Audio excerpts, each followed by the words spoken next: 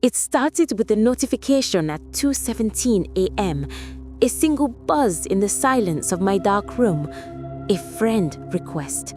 From me, same name, same smile, same banner photo from my last trip. But the picture wasn't one I'd ever posted. It was me, taken tonight, sitting in bed, wearing the same black shirt I had on right now. And that was the last normal moment I had. At first, I told myself it was a glitch, some uncanny bug or a cruel joke by a friend who knew too much about me. Still, curiosity clawed its way past fear. Against my better judgment, I accepted the request. The message came instantly. "Hey, Eliza." I stared at the screen.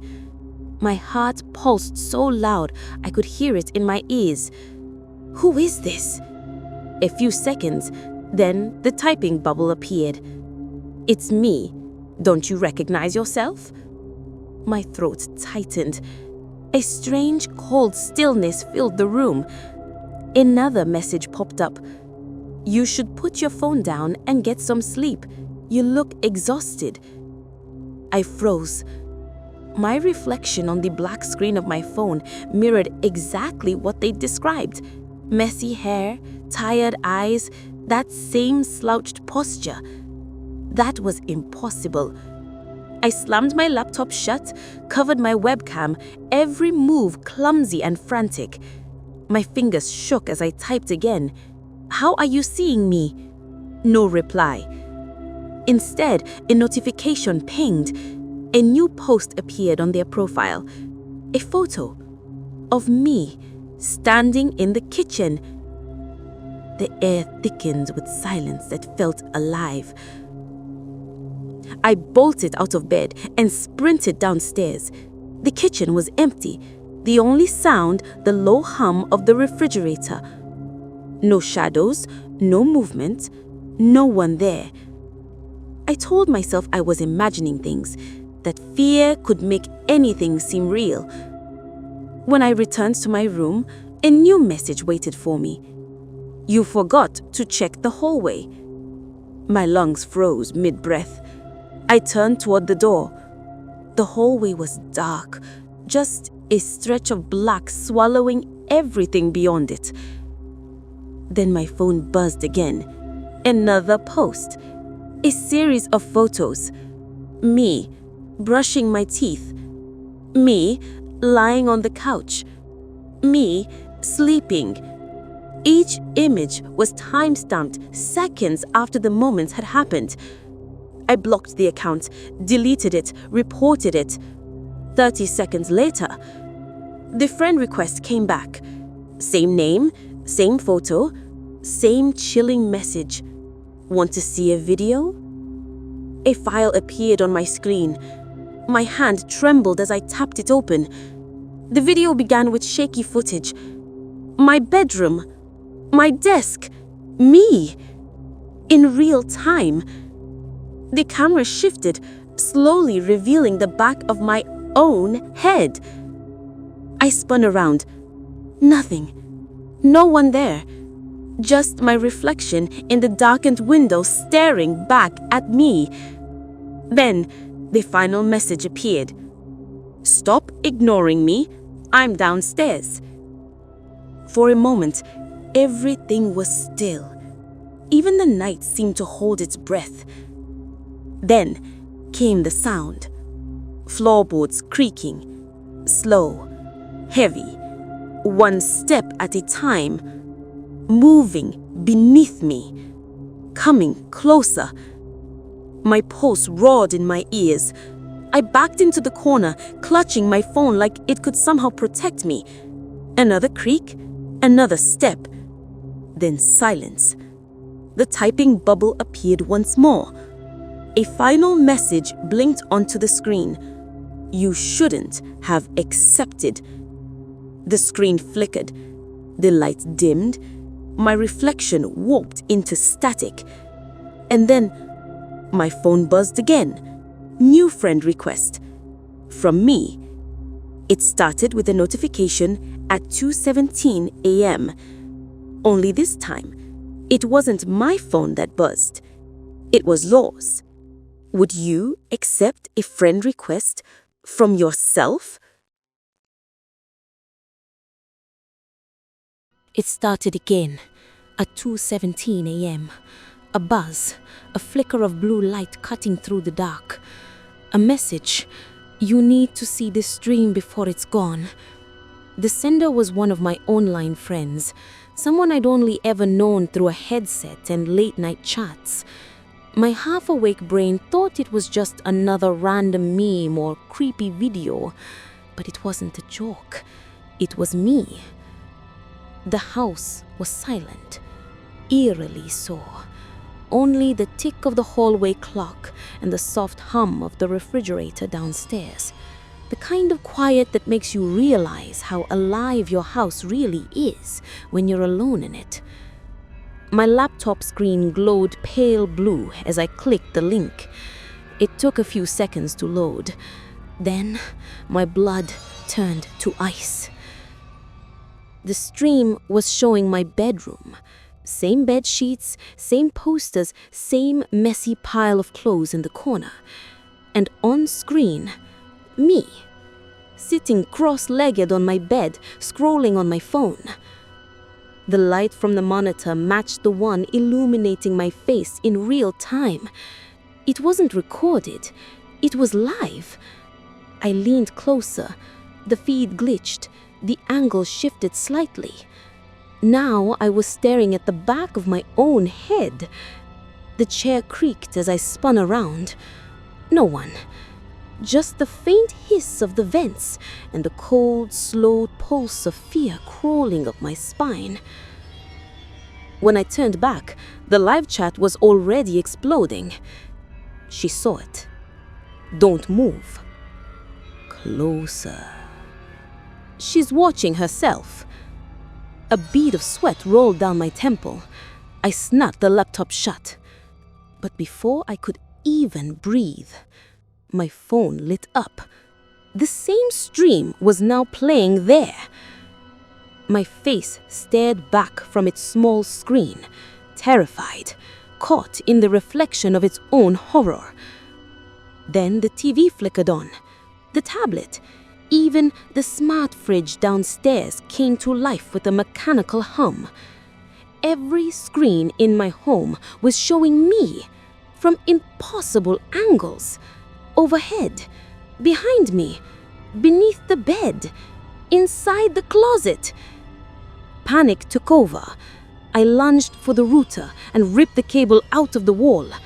Sparks of fear rushed through my chest. The lights blinked out, but the feeds kept playing. Every screen still alive. The chat scrolled faster, words nudging into chaos. Keep watching. Don't move. He's almost there. He.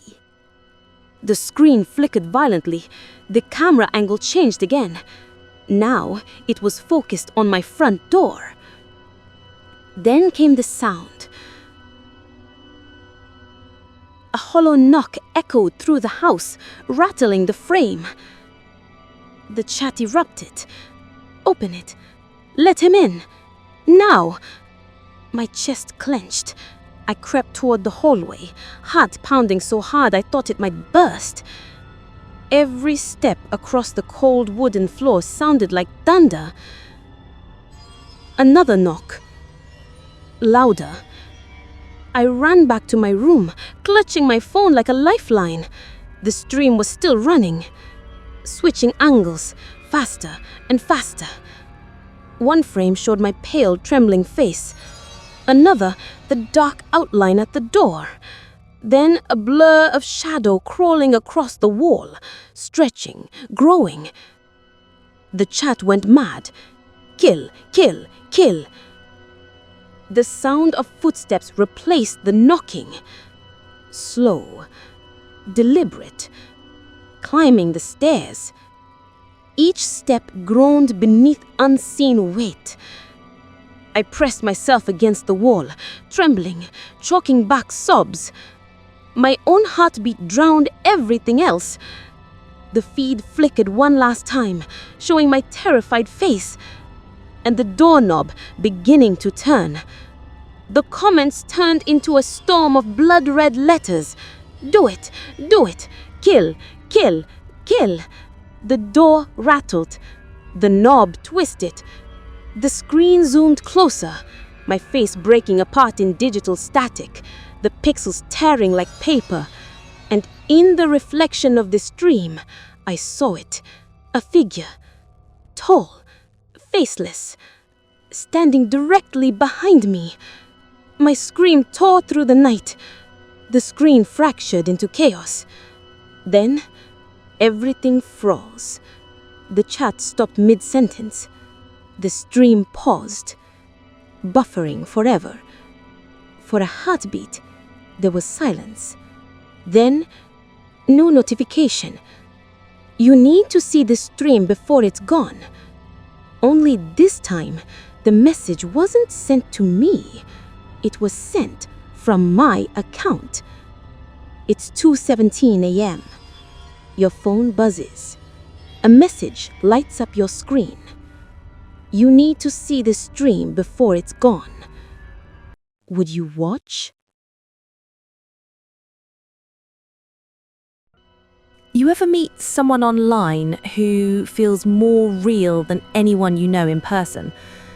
That was Ash. For months, our nights blurred into a routine. Endless game sessions, stupid jokes, and quiet confessions at 3 a.m. under the glow of monitors and exhaustion. He was sarcastic, strange, but honest in a way that made him feel safe. He'd listen when no one else did. He remembered things, tiny things. My favourite snack, my dog's name, the sound I made when I laughed too hard. He made the loneliness feel lighter. Until one night, he stopped talking. And everything about him changed. It was just after midnight. We were in the middle of a match, laughing about a bug that froze both our avatars mid-run. Then, static. His mic cut out. I waited, tapping mine. Ash, you lagging?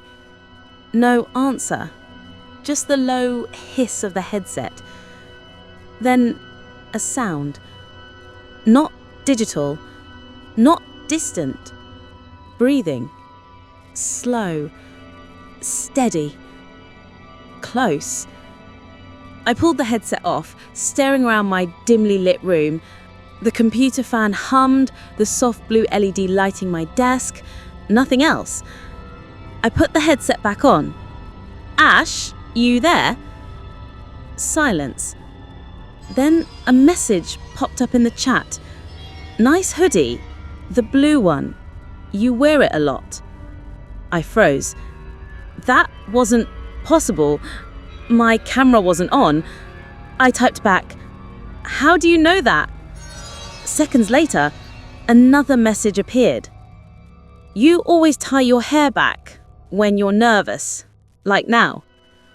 My fingers trembled. I reached up. My hair was tied back, a messy knot I hadn't mentioned to anyone.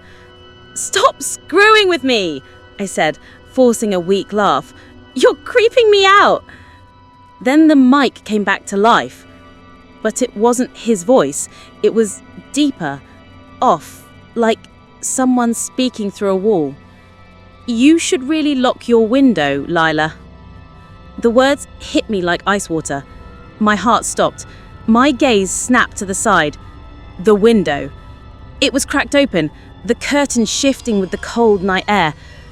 I grabbed my phone, my fingers fumbling as I pulled up his profile. Status. Offline for 3 weeks. My pulse pounded in my ears.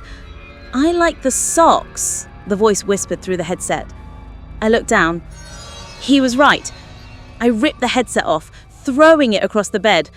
The thud echoed in the silence. For a hot beat, everything was still. Just my shallow breaths, the hum of my desk lamp, the soft tick of the clock. Maybe it was a recording. Maybe someone hacked his account. I clung to that thought like a lifeline. Then the sound came again. Not from the computer. From behind me. A faint, rhythmic, breathing, warm, human, steady. Right by my ear. "Your move," the voice whispered. My whole body go rigid.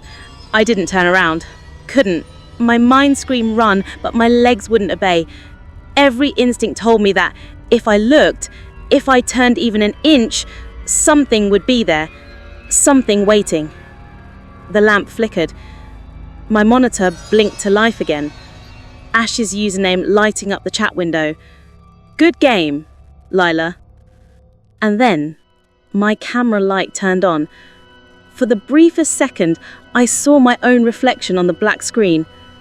Behind me, a tall silhouette. Motionless. My scream tore out of me before I could stop it.